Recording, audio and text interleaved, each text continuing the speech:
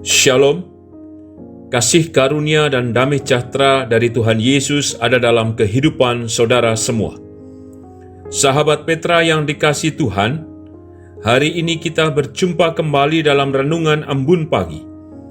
Renungan didasarkan dari Kejadian 21, ayat 1 sampai dengan ke-7. Sebelum kita merenungkan sabdanya, saya Pendeta Gunawan Adi Prabowo dari Gereja Kristen Jawa Sari Mulyo, Yogyakarta, mengajak kita bersama untuk menyatukan hati di dalam doa. Bapa Surgawi, dalam kasih-Mu kami rasakan keteduhan, sehingga kami menemukan damai sejahtera, kesegaran dan kekuatan. Inilah yang menjadi tanda bahwa anugerah dan keselamatan yang Engkau karuniakan senantiasa kekal memelihara kehidupan kami. Untuk itu, kami bersyukur ya Bapa, atas cinta dan rahmat-Mu yang ada dan nyata. Maka kebenaran sabda-Mu yang hendak kami renungkan, kami yakini menjadi berkat dan kuasa, yang menjadi pengharapan. Berfirmanlah ya Tuhan Yesus, dan kuduskanlah kami melalui pengampunan yang dari-Mu. Di dalam nama dan kuasa Tuhan kami Yesus Kristus, kami naikkan doa ini dengan syukur dan percaya. Amin. Kejadian 21 ayat 1 sampai dengan ke-7. Tuhan memperhatikan Sarah seperti yang difirmankannya, dan Tuhan melakukan kepada Sarah seperti yang dijanjikannya. Maka mengandunglah Sarah, lalu ia melahirkan seorang anak laki-laki bagi Abraham dalam masa tuanya, pada waktu yang telah ditetapkan, sesuai dengan firman Allah kepadanya. Abraham menamai anaknya yang baru lahir itu Ishak, yang dilahirkan Sarah baginya. Kemudian Abraham menyunat Ishak, anaknya itu, ketika berumur 8 hari, seperti yang diperintahkan Allah kepadanya. Adapun Abraham berumur 100 tahun, ketika Ishak anaknya lahir baginya. Berkatalah Sarah, Allah telah membuat aku tertawa.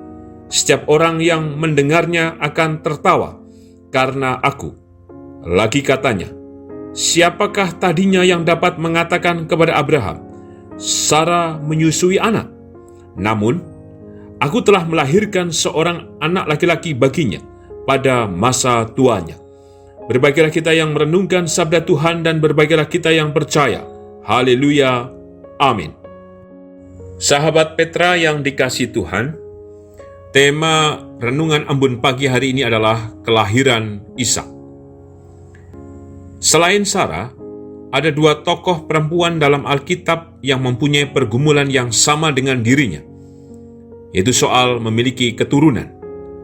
Kita mengingat bersama Hana yang sangat rindu memiliki anak, sehingga ia meminta kepada Tuhan dari tahun ke tahun dengan datang ke bait Allah. Dan Tuhan mendengar dan menjawab doa Hana dengan lahirnya Samuel dari rahimnya.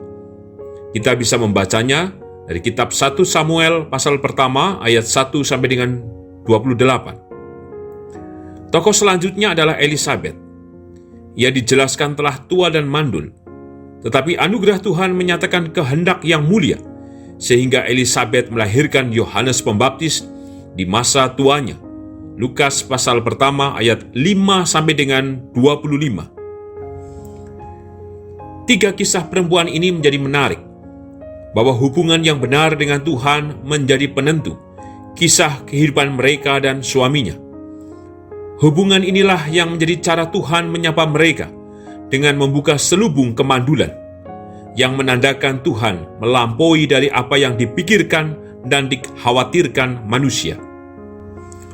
Khususnya dalam peristiwa Sarah, jika kita membaca Kejadian pasal 17 ayat 1 sampai dengan 27, sangat nampak bagaimana inisiatif Tuhan dengan kuasa dan mukjizat-Nya memberikan janji yang kekal untuk Abraham dan segenap keturunannya.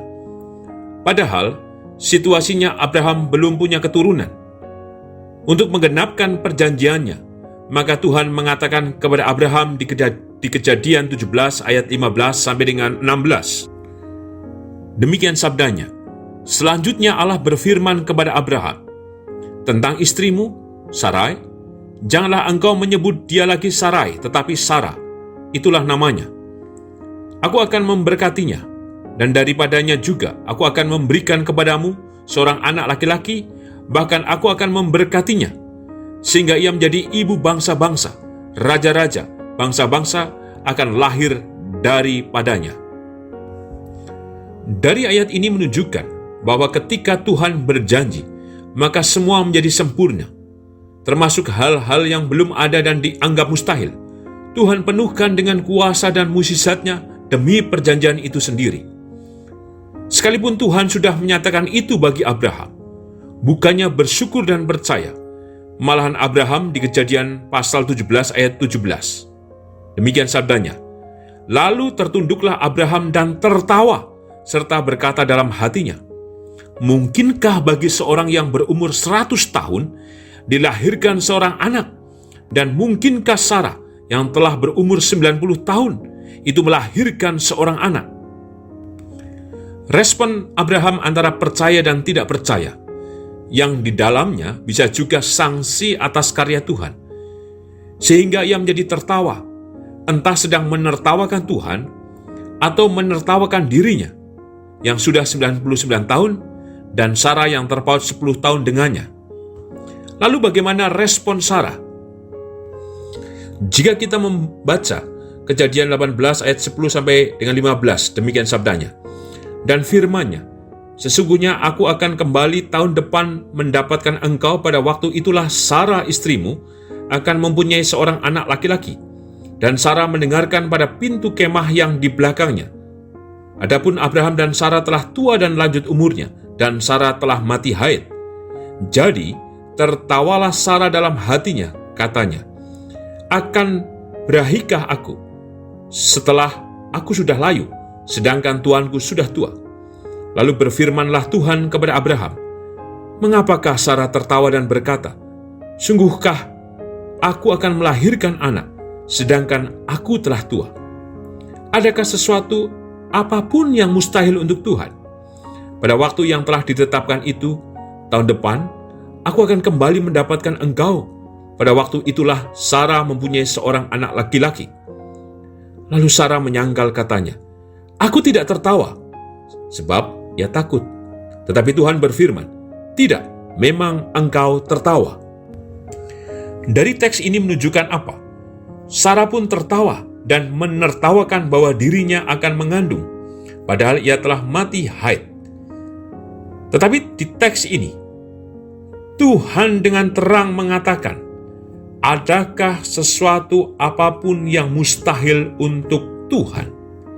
Sekalipun Tuhan dilukai dengan respon tertawa oleh Abraham dan Sarah, namun Tuhan tetap kekal menyatakan berkat perjanjiannya, sehingga Tuhan menggenapkan semua dengan kelahiran Ishak.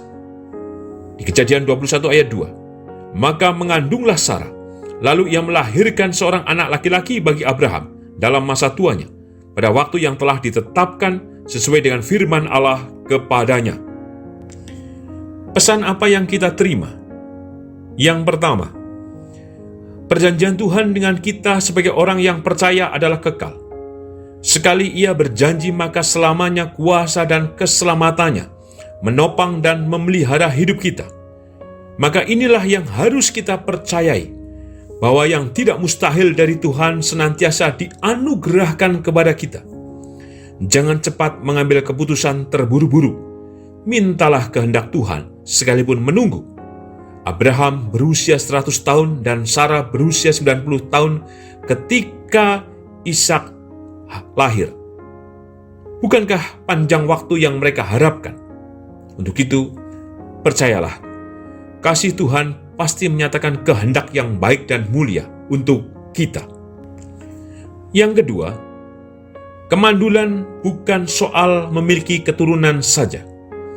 Mungkin ada yang berlelah mencari pekerjaan, usaha yang dilakukan pasang surut, kehidupan rumah tangga yang mulai membosankan, terbeban dengan berbagai tekanan hidup, studi yang melelahkan, dan lain-lain. Jangan berpikir semua telah mandul atau tertutup kehidupan yang kita harapkan. Untuk itu yakinlah, semua yang mandul dalam hidup kita Tuhan akan bukakan dengan berkat dan pertolongannya. Maka, hal yang kita lakukan bukanlah tertawa atau meremehkan Tuhan, tetapi hiduplah dengan percaya dan setia kepada Tuhan kita Yesus Kristus. Sebagai penutup, tema kelahiran Ishak menjadi tanda dan pengharapan kita bahwa dalam hidup kita ada kelahiran baru dalam segalanya di dalam kasih Tuhan. Semua yang dipandang remeh dan dianggap tertutup, Tuhan nyatakan dengan janji dan kuasa-Nya. Karena Tuhan tidak pernah tertawa dan menertawakan umat-Nya, tetapi Tuhan bergembira dan bersukacita dengan rahmat-Nya yang menyelamatkan kita. Amin.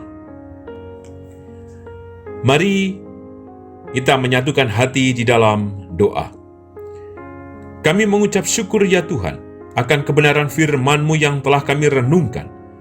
Biarlah kelahiran Ishak menjadi tanda bagi kami bahwa Engkau ya Tuhan menyatakan pula atas seluruh doa dan pengharapan kami. Untuk itu, mampukan kami untuk terus percaya kepadamu, ya Tuhan Yesus. Serta berkatilah kami satu persatu dengan kasih, rahmat, dan kekekalan yang dari-Mu.